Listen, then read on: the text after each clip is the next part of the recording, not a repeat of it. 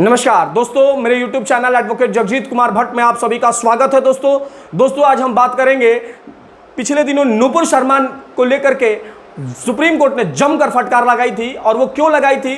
क्योंकि नुपुर शर्मा ने प्रॉफिट मोहम्मद के ऊपर कुछ ऐसी टिप्पणी की थी जिसको लेकर के उनको पूरे देश में उन पर FIR हुई थी। उसी को वो सारे FIRs को क्लब कराने को लेकर के मामला सुप्रीम कोर्ट आया था। बाद में सुप्रीम कोर्ट ने जमकर फटकार लगाई थी अपने ऑब्जर्वेशन में, और यहां तक कह दिया था कि नुपुर शर्मा आज जो भी स्थितियां हैं देश में, उसकी सारी की सारी जिम्मेदारी आपकी है और आपको आज देश से माफी मांगनी चाहिए। बहुत सारे ग्राउंड्स उनको बताए थे और जमकर फटकार लगाई थी। जो जस्टिस P पाडेवाला की बेंच थी और जस्टिस सूर्यकांत की बेंच थी, उन्होंने जमकर फटकार लगाया। और जब कर फटकार लगाया दोस्तों, तो कुछ लोग जो है फेसबुक पे, ट्विटर पे, हर जगह जो है अपनी अपनी राय जो है सुप्रीम कोर्ट को देने लगे। और सुप्रीम कोर्ट के जो जजेस हैं ऑनरेबल, उनके ऊपर भी जो पर्सनल अटैक्स किए गए और सुप्रीम कोर्ट के कार्यशैली पर सवाल खड़े कर दिए गए। और जब दोस्तों सवाल ही नहीं खड़े किए गए, सुप्रीम कोर्ट को ज्ञान भी दे डाला। और ये वो ज्ञानी थे जिन्हें जजमेंट, ऑर्डर और ऑब्जर्वेशन में का अंतर तक नहीं पता है,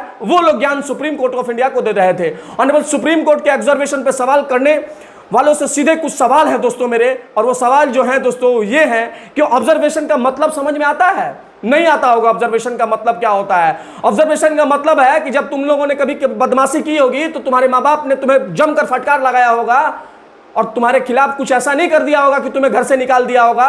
तुम्हें कहा होगा कि बेटा समझ जा। सुप्रीम कोर्ट यही समझा रही थी नुपुर शर्मा को ऑब्जर्वेशन में कह रही थी। अगर सुप्रीम कोर्ट चाहती तो ऑर्डर शीट में उनके खिलाफ लिख सकती थी, लेकिन सुप्रीम कोर्ट ने अपने ऑब्जर्वेशन में ही बस उनको डांट फटकार लगाई और ऑर्डर शीट में कुछ नहीं लिखा। और आज शायद ऑर्डर शीट में कुछ लिख दिया होता तो नुपुर शर्मा बाहर नहीं घूम रही होती।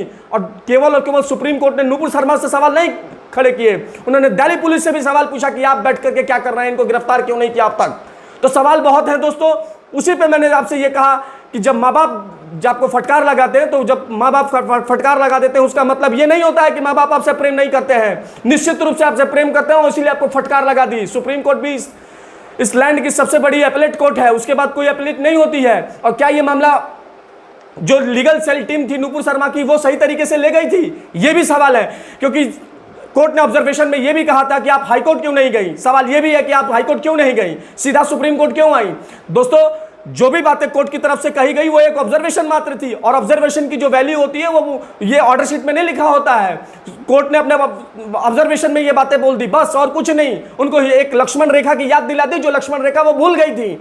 और लक्ष्मण रेखा के भूल अगर सरकार जाएगी या कोई भी जाएगा तो उसको सुप्रीम कोर्ट यहां बैठी हुई है याद दिलाने के लिए कि ये इस लाइन को आप क्रॉस नहीं कर सकते। और नुपुर शर्मा ने वो लाइन क्रॉस की थी।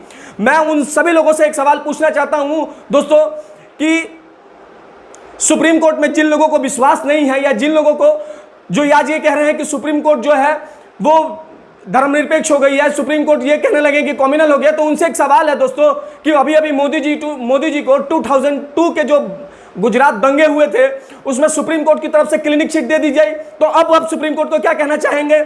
आप अयोध्या राम जन्मभूमि जो पवित्र मानी जाती है हिंदुओं के लिए, उसमें हिंदुओं के पक्ष में सुप्रीम कोर्ट ने ही फैसला दिया। तब सुप्रीम कोर्ट में कोई दिक्कत नहीं थी। जब सुप्रीम कोर्ट ने सबरीमाला मंदिर में हिंदुओं के पक्ष में फैसला दिया तब दिक्कत नहीं थी। और सुप्रीम कोर्ट ने ही जो आपको सेक्शन 66A जो इंफॉर्मेशन टेक्नोलॉजी एक्ट है उसको संशोधन उसको स्ट्रक डाउन कर दिया। और ये सरकारें थी जो आपके आज जो ये आप टाइप करके और सुप्रीम कोर्ट के खिलाफ लिख रहे हैं ना, फेसबुक पे, यूट्यूब पे और हर जगह, ट्विटर पे, हर जगह सोशल मीडिया प्लेटफॉर्म्स पे लिख रहे हैं, वो सुप्रीम कोर्ट की वजह से लिख रहे हैं। आप याद करिए और जरा पढ़िए आप लोग, तब आपको मालूम चलेगा कि जो आप बातें लिख रहे हैं सुप्रीम कोर्ट के खिलाफ, इंटरनेट पे किसी का भी विरोध करने का अधिकार honourable supreme court of India ने दिया था। 2015 की जजमेंट थी Shreya Singhal versus union of India का जजमेंट, जिसमें सरकार जिस समय थी उस समय श्रेया सिंघल नाम की एक लड़की हुआ करती थी और कुछ उसने लिखा तो उसको जेल में डाल दिया गया। बाद में मामला सुप्रीम कोर्ट आया, सुप्रीम कोर्ट ने कहा कि हाँ इस देश में है सबको आज़ादी अपनी अपनी बातों का कहने का, लेकिन आज़ादी का मतलब ये नहीं है कि सुप्रीम कोर्ट ने ही उस जजमेंट को दिया जिसके सहारे आप लोग लिख रहे हैं और आज सुप्रीम कोर्ट के ही खिलाफ आप लोग लिख दिए। ये क्यों ना, मैं तो ये भी कहूंगा कि सुप्रीम कोर्ट इसे संज्ञान लें और जितने लोगों ने सुप्रीम कोर्ट के खिलाफ, जजेस के खिलाफ और ये लिखा है उन पर मुकदमा चलाए। क्योंकि इस देश में गजब की स्थिति हो गई है। सुप्रीम कोर्ट तब तक अच्छी है जब तक मेरे अगेंस्ट में जब तक मेरे पक्ष में फैसला देती है, और मेरे अगेंस्ट में फैसला दे देती है तो सुप्रीम कोर्ट खराब हो जाती है। सुप्रीम कोर्ट को उसकी लक्ष्मण रेखा को याद दिला देंगे तो सुप्रीम कोर्ट इस लैंड पे सबसे बड़ी अपीलेट कोर्ट है, वो आपको भी समझाना जानती है, सरकारों को भी समझाना जानती है, और जो कल्प्रिट है उनको भी समझाना जानती है। इस तरीके से सुप्रीम कोर्ट के विषय में लिख करके आप क्या जताना चाहते हैं कि आप बहुत बड़े इंटेलेक्चुअल हैं। याद रखिएगा, इंटेलेक्चुअलिटी आपको सुप्रीम कोर्ट को क्रिटिसाइज करके नहीं हो सकती है। इस देश में जो सुप्रीम कोर्ट है एक इंडिपेंडेंट जुडिशरी है यहाँ पे, और यहाँ पे सरकारों को, मैं वही तो आपसे कहने की कोशिश कर रहा हूँ कि बहुत सारे जजमेंट जो हिंदुओं के पक्ष में सुप्रीम कोर्ट दे दिया तो क्या हिंदुओं की हो गई सुप्रीम कोर्ट? नहीं।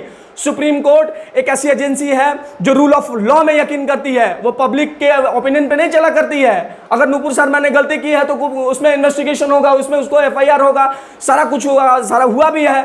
तो मामला सुप्रीम कोर्ट आया, सुप्रीम कोर्ट में ऑब्जर्वेशन में कुछ बातें कह दी तो आपने सुप्रीम कोर्ट को ही, सभी लोगों ने सुप्रीम कोर्ट को ही क्रिटिसाइज करना शुरू कर दिया। और आपको कल कोई प्रॉब्लम होगा तो आप कहां जाएंगे, किसके पास जाएंगे? ये सवाल है, बहुत बड़े सवाल है दोस्तों। एक दो जजमेंट नहीं दिया है सुप्रीम कोर्ट ने, नवतेज सिंह सौर वर्सेस यूनियन ऑफ इंडिया का जजमेंट है। बहुत सारे जिसके राइट्स को खत्म कर दिए गए भारत में, उसको अपहरण करके सुप्रीम कोर्ट ने ही रीस्टोर किया है लोगों के राइट्स को। और आप सुप्रीम कोर्ट को आप समझा रहे हैं कि आप ऐसे जज हैं, आप वैसे जज हैं। याद रखिएगा, आप जिस तरीके से सवाल खड़े कर रहे हैं तो इंडियन डेमोक्रेसी सिस्टम के लिए कहीं से भी उचित नहीं है। इसीलिए जस्टिस JB पार्डीवाला ने कहा कि crossing of Lakshman rekha on digital and social media platform for a personal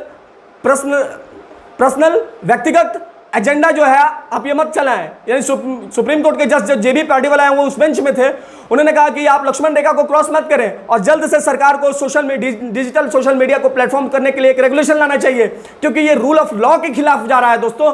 ये रूल ऑफ लॉ के खिलाफ है। आपकी पब्लिक ओपिनियन है, ठीक है, आप उसमें सुप्रीम कोर्ट को नहीं घसट सकते। और कितने लोगों को तो ये भी नहीं मालूम होगा कि सुप्रीम कोर्ट के जजेस और सुप्रीम कोर्ट के पर्सनल जो आप कमेंट कर रहे हैं वो पर्सनल जजेस नहीं होते हैं, वो सुप्रीम कोर्ट कोई फैसला दे रही होती है, वो कोई जज फैसला नहीं दे रहा होता है। इस बात को आप ख्याल रखें।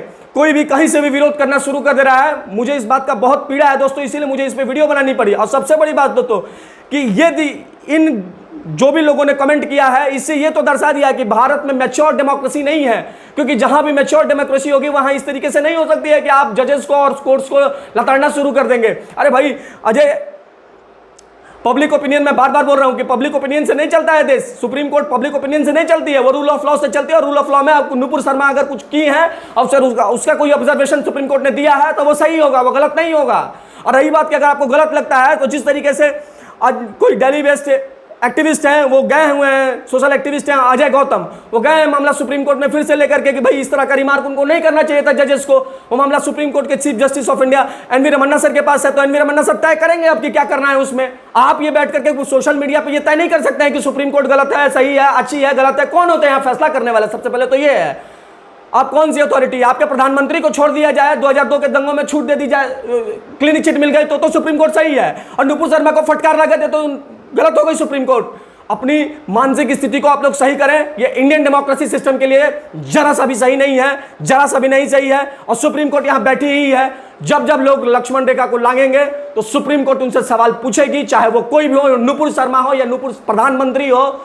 याद होगा जस्टिस HR खन्ना के विषय में, जब इंदिरा गांधी की डिक्टेटरशिप को खत्म कर दिया था तो इस देश में डिक्टेटरशिप का कोई स्थान नहीं बचता है, कोई स्थान नहीं बचता है, क्योंकि जजेस जो भी होते हैं वो देश में लोगों के फंडामेंटल राइट्स की रक्षा करने के लिए वहां बैठे हुए हैं, चाहे वो कोई भी हो, इस देश का प्रधानमंत्री ही क्यों ना हो। जब वो हमारे फंडामेंटल राइट्स के साथ खिलवाड़ करेगा और जब रूल ऑफ लॉ के अंदर नहीं आएगा तो सवाल उससे भी पूछे जाएंगे, जेल वो भी जाएगा। बाकी दोस्तों मेरे यूट्यूब चैनल आप देखते रहें, शेयर करें, सब्सक्राइब करें मेरे दोस्तों, मेरे यूट्यूब चैनल को। धन्यवाद दोस्तों, धन्यवाद।